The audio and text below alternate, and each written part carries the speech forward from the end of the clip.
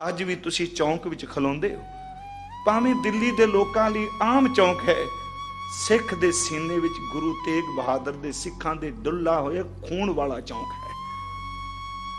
10 ਨਵੰਬਰ ਨੂੰ ਸ਼ਾਮ ਨੂੰ ਸਿੱਖ ਸ਼ਹੀਦ ਹੋ ਗਏ। ਗੁਰੂ ਤੇਗ ਬਹਾਦਰ ਸੱਚਾ ਪਾਤਸ਼ਾਹ ਉਹਨਾਂ ਨੂੰ ਫਿਰ ਕੋਤਵਾਲੀ ਅੰਦਰ ਲਿਜਾਇਆ ਗਿਆ। 11 ਨਵੰਬਰ ਨੂੰ ਢੰਡੋਰਾ ਪਿਟਵਾ ਦਿੱਤਾ। ਪਹਿਲਾਂ ਤਾਂ ਰਾਤ ਨੂੰ ਲੋਕਾਂ ਨੂੰ ਪਤਾ ਲੱਗ ਗਿਆ।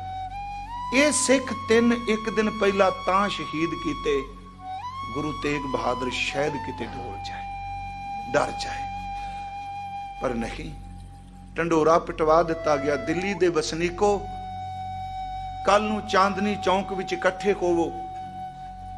ਸਿੱਖਾਂ ਦੇ ਗੁਰੂ ਤਿਲਕ ਜੰਝੂ ਨੂੰ ਰੱਖਣ ਵਾਲਾ, ਜਿਹੜਾ ਪੰਡਤਾਂ ਦੀ ਗਵਾਹੀ ਕਰਕੇ ਉਹਨਾਂ ਲਈ ਢਾਲ ਬਣ ਕੇ ਆਇਆ, ਕੱਲ ਨੂੰ ਚੁਰਸਤੇ ਵਿੱਚ ਉਹਦਾ ਸਿਰ ਕਲਮ ਕੀਤਾ ਜਾਏਗਾ। ਦੁਪਹਿਰ ਢਲੀ, ਸਾਰੀ ਦਿੱਲੀ ਉੱਥੇ ਪਹੁੰਚੇ।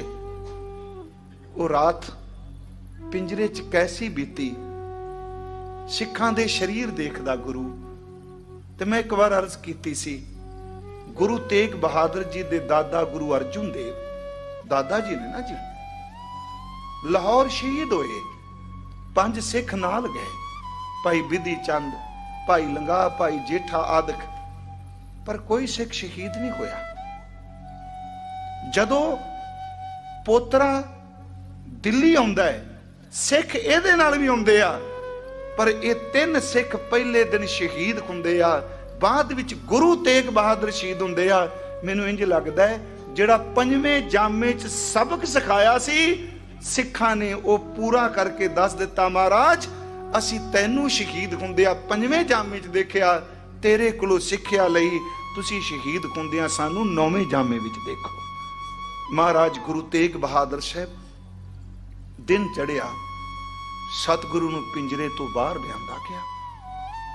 ਸ਼ਬਦ ਉਹੀ ਸਨ ਰਟੇ ਰਟਾਏ ਹੋਏ, ਇਸਲਾਮ ਕਬੂਲ ਕਰੋ, ਕਰਾਮਾਤ ਦਿਖਾਓ, ਨਹੀਂ ਤੇ ਮੌਤ ਵਾਸਤੇ ਤਿਆਰ ਹੋਵੋ। ਤੁਸੀਂ ਕਿਉਂ ਤਿਲਕ ਜੰਝੂ ਦੀ ਖਾਮੀ ਭਰ ਰਹੇ ਹੋ? ਮਹਾਰਾਜ ਕਹਿੰਦੇ ਨੇ, ਮੈਂ ਆਸਥਾ ਮੇਰੀ ਨਹੀਂ ਹੈ, ਮੇਰਾ ਵੱਖਰਾ ਸਿਧਾਂਤ ਹੈ, ਪਰ ਮੈਂ ਕਹਿੰਦਾ ਜੇ ਮੈਂ ਤਿਲਕ ਜੰਝੂ ਨਹੀਂ ਪਾਉਂਦਾ, ਧਰਮ ਦੀ ਸੁਤੰਤਰਤਾ ਚਾਹੀਦੀ ਹੈ, ਆਜ਼ਾਦੀ ਚਾਹੀਦੀ ਹੈ।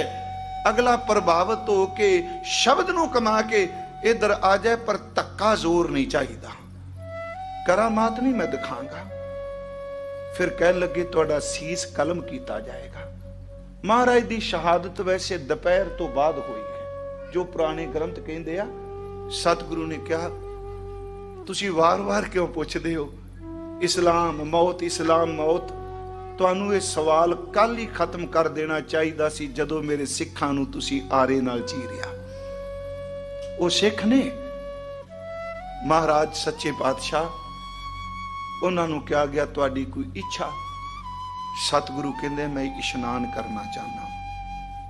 ਉਹ ਖੂਹ ਜਿੱਥੇ ਤੁਸੀਂ ਰੋਜ਼ ਸੀਸਗੰਜ ਸਾਹਿਬ ਜਾਂਦੇ ਹੋ, ਪਰ ਪਤਾ ਨਹੀਂ ਆਪੋ ਆਪਣੀ ਸੋਚ ਹੈ।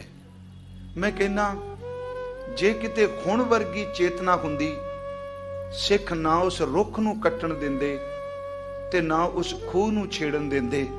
ਉਹ ਔਰਾ ਗੁਰੂ ਤੇਗ ਬਹਾਦਰ ਦਾ ਉਸੇ ਤਰ੍ਹਾਂ ਹੀ ਰਹਿੰਦਾ। ਉਸ ਰੁੱਖ ਨੂੰ ਦੇਖ ਕੇ ਲੋਕ ਕਹਿੰਦੇ ਇੱਥੇ ਗੁਰੂ ਤੇਗ ਬਹਾਦਰ ਬੈਠ ਕੇ ਸ਼ਹਾਦਤ ਦਾ ਜਾਮ ਪੀਤਾ ਹੈ। ਪਰ ਹੁਣ ਸਭ ਕੁਝ ਜਾ ਚੁੱਕਾ ਹੈ। ਭਾਈ ਪ੍ਰਭਜੀਤ ਬੈਠੇ ਆ, ਮੈਂ ਕਹਿੰਦਾ ਉੱਥੇ ਕਦੀ ਸਿਮਰਨ ਕਰਕੇ ਦੇਖੋ ਖੂਹ ਕੋਲ ਨੇੜੇ ਰਾਤ ਨੂੰ। ਆਪਾਂ ਤਾਂ ਜਾਣੇ ਆ ਜਲ ਲਿਆ, ਪੋਚਾ ਵੱਜਦਾ ਪਿਆ, ਕਦੀ ਤੁਸੀਂ ਇਹ ਮਹਿਸੂਸ ਕਰੋਗੇ ਸੀ 1-2 ਵਾਰੀ ਪਿੱਛੇ ਬੈਠੇ, ਸੱਚਮੁੱਚ ਇਹ ਖਿਆਲ ਬਣਾ ਕੇ ਬੈਠੋ, ਖੂਹ ਵਿੱਚੋਂ ਆਵਾਜ਼ ਪਾਣੀ ਦੀ ਆਉਂਦੀ ਏ, ਗੁਰੂ ਤੇਗ ਬਹਾਦਰ ਇਸ਼ਨਾਨ ਕਰ ਲੱਗਾ ਹੈ। ਫਿਰ ਤੁਸੀਂ ਸਿਮਰਨ ਕਰੋ ਨਾਲ, ਕਿਉਂਕਿ ਕਈ ਕਹਿਣਗੇ ਜੀ ਇਹ ਕੀ ਗੱਲ ਹੋ ਗਈ? ਯਾਦ ਰੱਖਿਓ, ਚੇਤੇ 'ਚ ਬੜੀ ਵੱਡੀ ਤਾਕਤ ਹੈ। ਆ ਜਿਹੜਾ ਤੁਸੀਂ ਵਾਹਿਗੁਰੂ ਬੋਲਦੇ ਪਏ ਹੋ, ਇਹ ਵੀ ਤਾਂ ਚੇਤਾ ਹੈ। ਉਹਨੂੰ ਚੇਤੇ ਕਰਦੇ ਹੋ ਜਿਹਦੇ ਤੋਂ ਕਈ ਜਨਮਾਂ ਦੇ ਵਿਛੜੇ ਹੋ। ਇਹ ਤਾਂ ਕੋਈ ਸਦੀਆਂ ਹੋਈਆਂ ਨੇ ਜੀ। ਮਹਾਰਾਜ ਗੁਰੂ ਤੇਗ ਬਹਾਦਰ ਸਾਹਿਬ ਖੂਹ ਤੇ ਗਏ, ਦਾਤਾਰ ਨੇ ਇਸ਼ਨਾਨ ਕੀਤਾ, ਬਸਤਰ ਪਾ ਲਏ, ਰੁੱਖ ਦੇ ਥੱਲੇ ਚੌਂਕੜਾ ਮਾਰ ਕੇ ਮਹਾਰਾਜ ਬੈਠ ਗਏ। ਭਾਈ ਜੈਤਾ ਉਹਨੂੰ ਯਾਦ ਹੈ कि सतगुरु दा सीस मैं मात नानकी को लैके जाना है। सतगुरु दा सीस इन्हां दे पुत्र गोबिंद राय को लैके जाना है। इस सीस नूं उस मां को लैके जाना है जिन्हें अपना सुहाग वार के तिलक जंजू वालियां दे सुहाग बचा दिते हैं। किन्ना कुछ सैल्फ कंट्रोल होवेगा भाई जैता जी ते। मैं कहना किन्ना कुछ जरिया होवेगा भी मैं सीस चुकना है। महाराज आके बैठ गए। सवाल फिर हुई कसे पिटे। सतगुरु कहंदे आ मेरी इच्छा है काजी जलाद दोनों बैठे आ। हजूर कोतवाल भी कोल है। कोतवाल अब्दुल्ला काजी अब्दुल वाहिब ते जलाद जलालुद्दीन ये समाने दा रहन वाला सी। तिन्ने ने सतगुरु बचन कर दिया कि मैं इशनान कर लिया है। किन्ने होर कोई इच्छा? किन्ने एक इच्छा होर है, मैं जपजी साहिब दा पाठ करना चाहना वा। गुरमुखो वेखो एक तां नितनेम विच जपजी पढ़दे हो। मैं उन्हां लोकां लई नहीं बोल रहा जिहड़े तर्क दी कैंची लैके हर गल नूं कतरी जांदे आ। चेते रखियो जिन्ने जपजी साहिब दे पाठ भिज के करोगे, जिन्ने गुरमुख महापुरखां ने चलाना कीता उन्हां पहलां जपजी साहिब पढ़िया है। बाबा बुढ़ा साहब ने जपजी साहिब पढ़िया, गुरु हरगोबिंद साहब सामने। भाई गुरदास साहब ने जपजी साहिब पढ़िया। गुरमुखो हुणे असीं पढ़िया, भाई मती दास ने पढ़िया। सतगुरु गुरु तेग बहादुर ने शहादत तो पहला जप दा पाठ किया है। महाराज जलाद तैयार कर रहे तेग। एक बार मैं कथा च बेनती की सी है तां कवि दा ख्याल। रोपड़ दे साडे कवि सन बहुत प्यारे सरदार तरलोक सिंह जी गुंचा, ये उन्हां दी रचना है। ते जिस बंदे दा ख्याल होवे ਉਹਦੇ ख्याल ਨੂੰ संगत च कहना चाहिए। एवें अपने नां थले नहीं ला, ये पाप हुंदा है। उन्हां मैनू पटना साहिब किताब दित्ती ते मैं इहदे चों गुरु तेग बहादुर बारे जो उन्हां लिखिया मैं वो तुहानूं कहण लगा। सतगुरु कहदे दे औरंगजेब नूं सुनेहा दे दे, क्योंकि औरंगजेब इत्थे नहीं सी जी, याद रखियो काजी सी इत्थे। औरंगजेब नूं सुनेहा दे दी। उन्हां दा ख्याल है तेग लफ्ज ते, मैं हाँ तेग ते कढ लै तेग तू भी। ये असल च उन्हां दी रचना है। मैनू एक दिन कथा करदे किसे क्या, क्योंकि पहली बारी दास ने जदों ये साका बेनती किया उदों दिता, कईयां ने कहा भी भाई साहब दी। नहीं नहीं मेरी रचना नहीं, मैं उत्थे क्या रचना भाई गुरपुर वासी भाई तरलोक सिंह दी है। वो कहंदे ने मैं कहा तेग ते कढ लै तेग तू भी, एक दो नहीं परख लै 100 तेगां। मैनू लकबा है तेग बहादुरी दा, मेरे सावे नहीं सकदियां खो तेगां। मैं तां जमदियां तेगां दी शाम आनी, वेख पिता दियां पहनियां 2 तेगां। मेरे पिता दी अणख बहादुरी ते रिहा परखदा तेरा प्यो तेगां। हुण भी वेखी आउंदे भविख अंदर, मेरे पुत्तर ने वाउणियां ओ तेगां। ओदी तेग विचों जड़ी तेग निकलू लखां लएगी तेरियां खो तेगां। जिन्हों गुरु गोबिंद सिंह ने कहा खंड बेहंडंग खलदग खंडंग आतरण मंडंग बर बंडंग पुजदंड अखंडंग तेज प्रचंडंग जोत अमंडंग पान प्रबंध सुख शंका तंगता करनंग दुर्मत दरनंग किल विखरनंग अस सरनंग जय जय जयकारन सृष्ट उभारन मम प्रतपारंग जय तेगंग।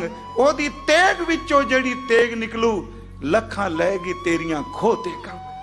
महाराज ने जपजी साहिब दा पाठ शुरू किया। अंबर ने कीर ने पाए, हवा ने वहन पाए। ज्ञानी ज्ञान सिंह लिखदा है पशु पंछी कुरला उठे। जप दा पाठ शुरू होया। 54 साल दी उम्र सी गुरु तेग बहादुर साहब जी दो शहीद होया। 45 साल दी उम्र सी जिदन घर बेटा पैदा होया है। महाराज गुरु तेग बहादुर साहब जपजी दा पाठ शुरू होया ते परसों शहादत वाले दिन जिन्ने तुसीं सिख बैठे हो एक एक जपजी साहिब दा पाठ गुरु तेग बहादुर दा जरूर करियो अपने नितनेम तो इलावा। महाराज ने हो सके दोपहर ढलदी भी भावें घर विच बैठिया भी एकांत विच इसनूं फील करदियां महाराज शहादत दा जाम पीन लगे। सतगुरु ने जपजी साहिब दा पाठ शुरू किया।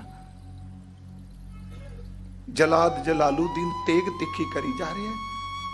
महाराज जी ने जदों शब्द कहा कि जिन्नी नाम ध्याया गए मशक्कत कहाल, नानक ते मुख उजले केती छुट्टी नाल, पूरे जोर नाल तलवार चली, गुरु तेग बहादुर दा सीस धड़ तो वखरा होके डिग पिया। हनेरी चली झखड़ झूलिया, कंब उठिया सारा संसार। भाई जैता शाम पैंदी है, सतगुरु दा सीस कपड़े च लपेट के सीने नाल ला के तुर पिया। मैं अर्ज की सी 11 नवंबर दी रात नूं, 11 नवंबर नूं महाराज शहीद हुंदे आ। 1675 नूं रात नूं रकाबगंज भाई लखी शाह दा घर सरदा है। 11 नवंबर शाम नूं, रात नूं, अद्धी रात नूं उस अपने घर नूं फूक दिता। ओदा पुत्र नगाइया नाल उन्हें हेल्प की पूरी। इथों 11 नवंबर शाम नूं भाई साहब रात नूं निकलदे आ। 12 नवंबर अमृत वेले बागपट पहुंचते आ। थोड़ा जा समा आराम करते ने, इथों सीस चुकते आ। मैं संखेप जा क्योंकि ज्यादा डिटेल च नहीं, आने वाले समय 2 दिन होर विचार करनी है। इथों सीस चुकते आ, तरावड़ी जा पहुंचते आ। तरावड़ी वो परिवार धोबियां दा इंतजार कर रहा गुरु तेग बहादुर के दर्शनां दी। उसनूं दर्शन करांदे आ। उथों सीस चुकते आ, अंबाले पहुंचते आ। टांगरी नदी इत्थे आराम करते आ। हमारे अंबाले माजरी महला उथों चलते आ ते नाभा साहिब पहुंचते आ। दरगाही शाह मुसलमान ही इंतजार कर रहा है। उथों सीस चुकते आ, कीरतपुर साहिब पहुंचते आ।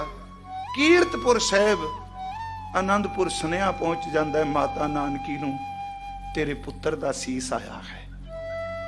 मात गुजरी नूं सुनेहा पहुंचता है, तेरे सुहाग दा सीस आया है। गुरु गोबिंद राय जी नूं सुनेहा पहुंचदा है कि तुहाडे पिता दा सीस आया है। परिवार आउंदा है, सीस नूं नमस्कार कीती जांदी है। शब्द पढ़दिआं पालकी भी सीस टका, सीस आनंदपुर साहिब पहुंचदा है। 17 नवंबर 1675 नूं 7 दिनां बाद कह लो 11 12 13 14 15 16 17 7 दिन हो गए। 17 नवंबर 1675 नूं गुरु तेग बहादुर दे सीस दा संस्कार घर दे बिल्कुल सामने हुंदा है। जदों आनंदपुर साहिब जांदे हो, भोरा साहिब दे सामने शीश गंज है, उत्थे संस्कार हुंदा है। सामने अकाल बुंगा है जिथे गुरु गोबिंद राय खलोंदे आ। जदों संस्कार हो रहा है, भाई जैता जी बिरहा विच ने। महाराज आवाज देंदे ने, भाई जैता आओ मेरे पास। उम्र करके वड्डे ने भाई जैता जी। भाई जैता जी दी रचना भी है जी, एक कविता भी है भाई जैता जी दी लिखियां। चलो फिर किते मौका मिले अपना सांझी करांगा।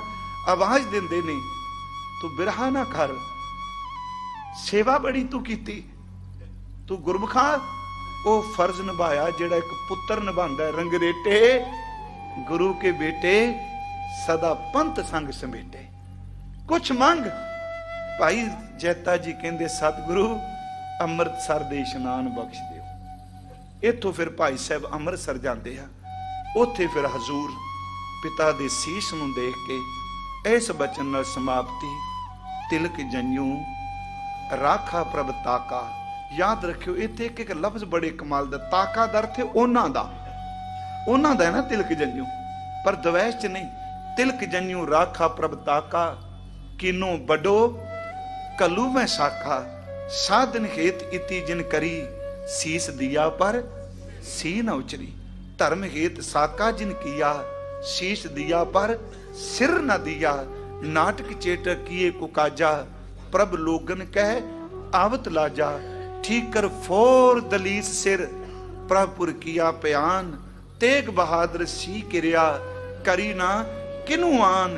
तेग बहादुर के चलत भयो जगत को शोक है है है है सब जग भयो जय जय जय सुरलोक सच ए वे उथे हजूर कहंदे ने जग विच भी खै खै कोई खै जग विच है खै सुरलोक विच जय जय ते सच ए जे अज इस मृत मंडल विच भी गुरु तेग बहादुर दी जय जय है। सतगुरु किरपा करे। आप संगत दा बहुत धन्नवाद।